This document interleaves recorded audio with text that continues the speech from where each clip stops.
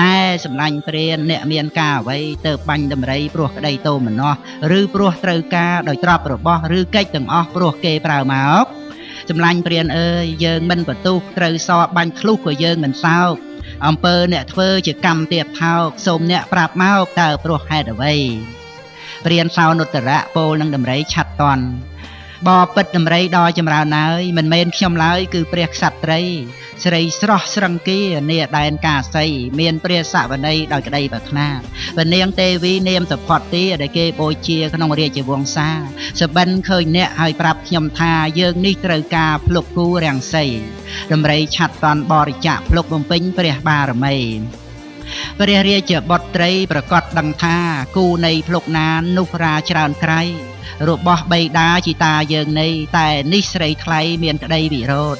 ជាមួយនឹងយើងនាងចងវេរាបំណងពាធាជាប់ជារហូតនាងជាស្រីល្ងងលងក្នុងក្តីក្រោធទៅឲ្យអ្នកស្រោតមកសម្លាប់យើងអ្នកលួបបាញ់យើងដំឡើងព្រួញពឹសបាញ់ត្រូវចំទិសពឹសក្តៅដូចភ្លើងយើងអាចជន់អ្នកកំតិចនឹងជើងអ្នកជោក្រោកឡើងយើងមិនប្រហាអោសម្លាញ់ព្រានយើងទ្រាំនឹងទុកយើងឲ្យទៀនភ្លុកមុនខ្សែជីវ៉ាមិនមែនយើងស្អប់នៅភ្លុកនេះណាក៏មិនប្រាថ្នាទេវតាអិនព្រំតែយើងប្រាថ្នាសម្ពោធិញ្ញាណនាំសត្វកោតលៀននិព្វានសុខធំយើងសាងបារមីខន្តីអប់រំនាំមនុស្សអិនព្រំឲ្យឆ្លងចាកទុក្ខណែព្រានព្រៃអើយអ្នកចូលមករាហើយចាប់រណាអាកាត់នៅភ្លុកទាំងគូនេះចោះយើងទ្រាំនឹងទុកយើងលះបង់ភ្លុកមុននឹងមរណាអ្នកក៏បីទូលព្រះរាជាបុត្រីដែលមានសេចក្តីខឹងក្រោធនោះថា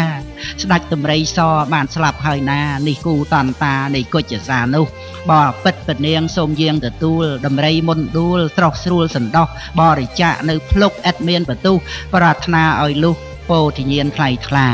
ព្រះពោធិសត្វអធិដ្ឋានឲ្យព្រានបាននៅសេចក្តីសុខតាមផ្លូវយើងត្រូវព្រួញពឹសទម្លុះរាងកាយមិនបន្ទុះសរាយដល់ជន់ឫស្យានឹងព្រោះព្រានជាប់ដណ្ដប់កាយាសម្ពុតថ្លៃថ្លាទងជ័យពោធិញ្ញាណ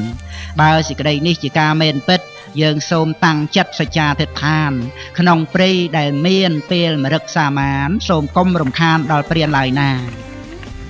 កាលដែលមហាសត្វជាពុទ្ធអង្គោលះភ្លុកទាំងគូបដូរយកសាមាសម្ពោធិញ្ញាណមានរឿងសោកាដល់ពួកគុជសាមហាសភត្ទីព្រះពោធិសត្វពិតជាអស្ចារ្យមុននឹងមរណាទ្រាំទុក្ខវេទនាខន្តីមេត្តាតបនឹងវេរារួញពឹសខ្លាយជាមេលាថ្វាយព្រះជាប់ឆាត់តន់ជាដកសូមអនុមោទនា